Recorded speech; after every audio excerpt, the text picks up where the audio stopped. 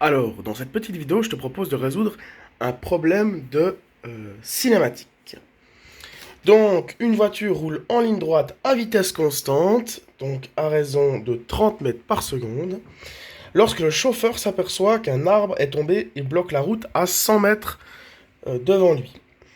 Après une seconde de réaction, il effectue un freinage d'urgence et ralentit à raison de 6 mètres par seconde au carré. Alors, plusieurs questions, mais la première question, c'est de déterminer l'équation de la position de la voiture depuis le début du freinage. Donc, quelle est l'équation horaire de la position de la voiture en fonction du temps? Donc là, j'ai représenté la situation de manière très schématique. Donc, on a la voiture ici qui est représentée par le bloc noir, et là, on a l'arbre, voilà, qui se trouve 100 mètres plus loin. Départ, la voiture elle a une vitesse constante de 30 mètres par seconde. Ensuite, elle va décélérer. Elle va décélérer à raison de 6 mètres par seconde au carré. Donc déjà, évidemment, quand elle va commencer à freiner, elle ne se trouvera plus à 100 mètres de distance de l'arbre. La position initiale de la voiture au moment du freinage ne sera plus égale à 100 mètres par rapport à... Si on prend comme point l'origine... Donc là, j'ai décidé, donc je prends un axe ici, qui donne la position en fonction du temps, qui donne la position, c'est très schématique. L'origine de mon repère, je le définis comme étant la position de la voiture au départ, voilà, au départ de son mouvement.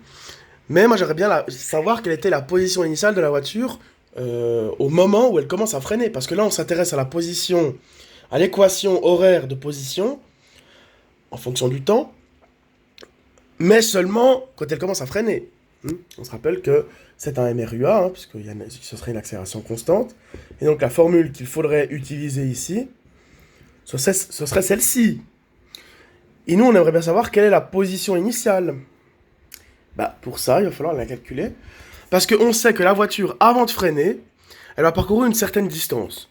Puisque le chauffeur met 1 seconde à réagir. Donc là, c'est assez facile, c'est un MRU, mais il n'y a même pas besoin de recourir à une formule particulière, on pourrait, mais bon. Là, on nous dit que la vitesse initiale du véhicule est de 30 mètres par seconde, il met 1 seconde pour réagir, donc il a parcouru 30 mètres. Donc la position initiale de l'objet, de la voiture, ce sera plus 0, ce sera 30. Parce qu'on se trouve déjà à 30 mètres après l'origine du repère. D'accord, ça c'est... Faut être clair. Donc x0 vaut 30 au moment où le freinage commence à s'effectuer. Maintenant, V0. V0 c'est 30 aussi. La voiture elle commence à décélérer, mais au début elle part à une vitesse de 30 mètres par seconde. L'accélération. Alors on nous dit que c'est une décélération déjà, et que celle-ci s'élève à 6 mètres par seconde au carré. Donc du coup, ici on aura moins 3t carré. On divise moins 6 par 2. Donc voilà, l'équation horaire qui nous donne la position de la voiture en fonction du temps, lors du freinage, dès le début du freinage, c'est xt est égal à moins 3t carré plus 30t plus 30. Voilà. Donc cette équation horaire nous permet de déterminer l'ensemble des positions de la voiture à tout instant. Voilà. Donc on peut savoir après 1 seconde, après 2 secondes, après 3 secondes, quelle sera sa position par rapport à l'origine. Voilà. Question numéro 2.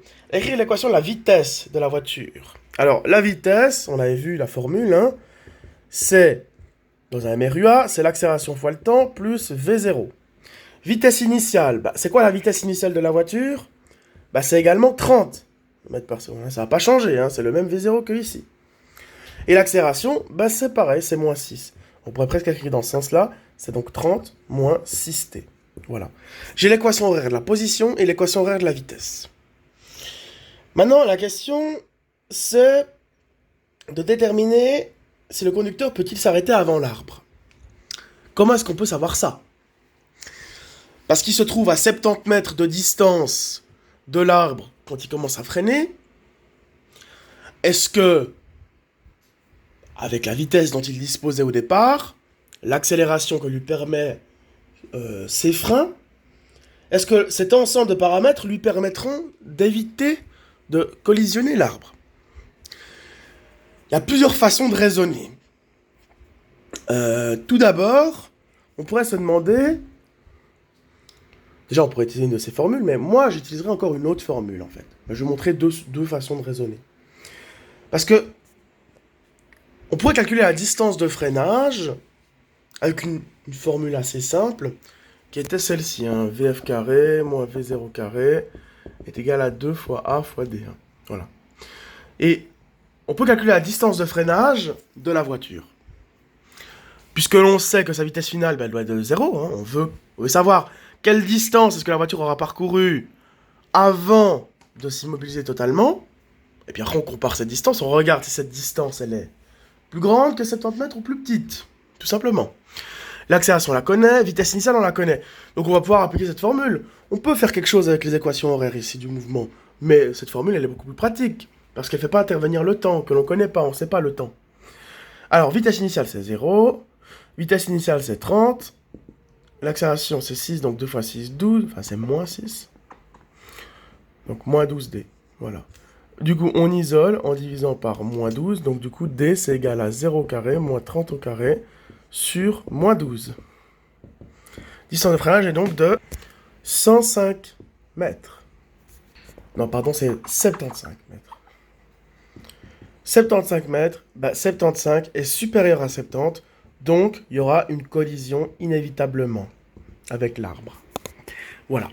Ça, c'est la première méthode de résolution. Maintenant, admettons que l'on ne connaissait pas cette formule, on aurait pu raisonner sur la base de ces deux formules. Parce que on sait que... Donc là, on a la vitesse en fonction du temps. Et on sait que lorsque la voiture atteindra... se sera arrêtée, sa vitesse sera de 0. Donc on peut se demander combien de temps lui faudra-t-il à la voiture pour s'immobiliser. Donc simplement, on résout ici, donc on fait plus 6t, 6t égale à 30, on divise par 6, t égale à 5. Il faudra donc 5 secondes à la voiture pour s'immobiliser. Et ensuite, on va substituer ceci dans l'équation de la position, comme ça on pourra savoir quelle est la position de la voiture lorsqu'elle aura atteint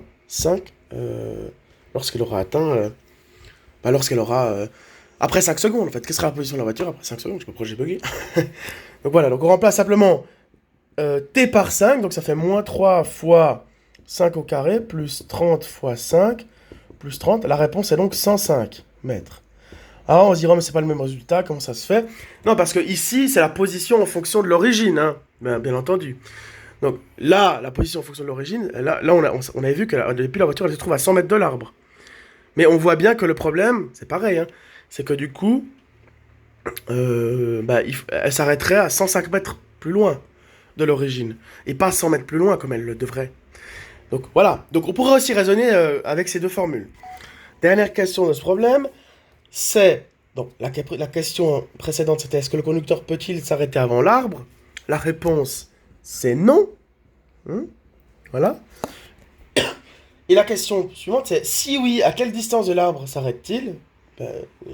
Là évidemment c'est pas le cas, donc on va pas faire le calcul. Et sinon, à quelle vitesse fonce-t-il dans l'arbre? Donc, à quelle vitesse fonce-t-il dans l'arbre? Ça, c'est intéressant. On peut appliquer, encore une fois, la fameuse formule Vf carré moins V0 carré est égal à 2AD. On connaît la distance qu'il parcourt. 105 mètres.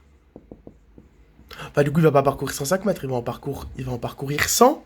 Eh bien oui, parce qu'après, il y aura l'arbre. Nous, on a calculé le 105 mètres, c'était la distance de freinage théorique, la distance d'arrêt théorique. Voilà, donc on va calculer, à quelle vitesse il va se heurter à l'arbre, s'il parcourt une distance de 100 mètres, à une accélération de 6 mètres par seconde au carré, d'accélération de 6 mètres par seconde au carré, vitesse initiale de 30 mètres par seconde. Nous, on cherche finalement la vitesse finale. Donc, la vitesse finale, c'est quoi?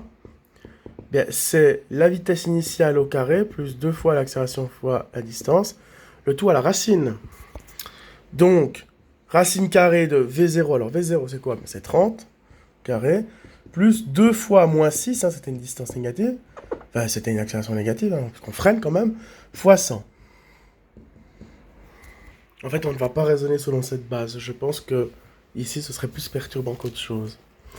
On va quand même raisonner sur la base des deux autres formules. Puisque, déjà, on ne sait pas combien de temps mettra la voiture pour s'immobiliser.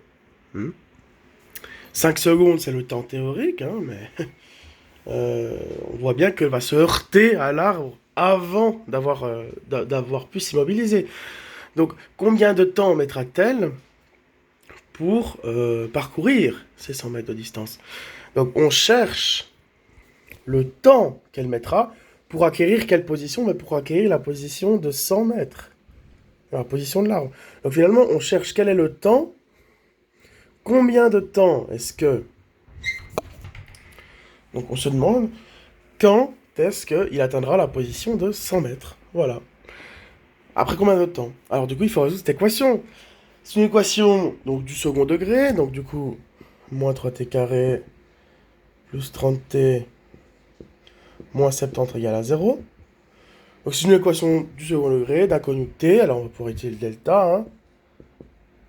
Donc, on fait b carré moins 4ac. Donc, 30 au carré moins 4 fois moins 3 fois moins 70. Ça nous fait donc 60. Il y aura donc deux solutions, T1 et T2. Donc on applique la formule de Viette, hein, moins B plus ou moins racine de delta sur 2A, donc ça fait moins 30 plus ou moins racine de 60 sur 2A, donc 2 fois moins 3 c'est moins 6. On a donc deux solutions, T1 et T2. Donc pour la première c'est environ 3,7 secondes et pour la deuxième c'est environ 6,29 secondes. Évidemment, 6,29 secondes, c'est un résultat théorique, mais qui ne fonctionne pas, puisque la collision aura déjà eu lieu, puisqu'on sait que t doit être inférieur à 5 secondes. Hein, voilà. Puisqu'on sait qu'après 5 secondes, elle se sera immobilisée, la voiture. Hein. Or, s'il n'y avait pas d'arbre, donc la collision, c'est à 3,7 secondes. D'accord, alors la question, c'est à quelle vitesse va-t-elle heurter le tronc d'arbre? On calcule simplement la vitesse, autant t égale à 3,7. Donc on remplace... t par 3,7, donc on calcule v de 3,7, ça fait donc 30 moins 6 fois 3,7, ça nous fait donc environ 7,8 mètres par seconde. Donc, si l'on veut mettre en km/h, on multiplie par 3,6, ça fait quand même environ 28,08 km/h, hein, ce qui n'est pas négligeable. Hein. Là, il y a quand même pas mal de dégâts qui vont être engendrés. Alors, à cette vitesse, normalement, le conducteur est sauvé, mais quand même, la voiture a des dégâts.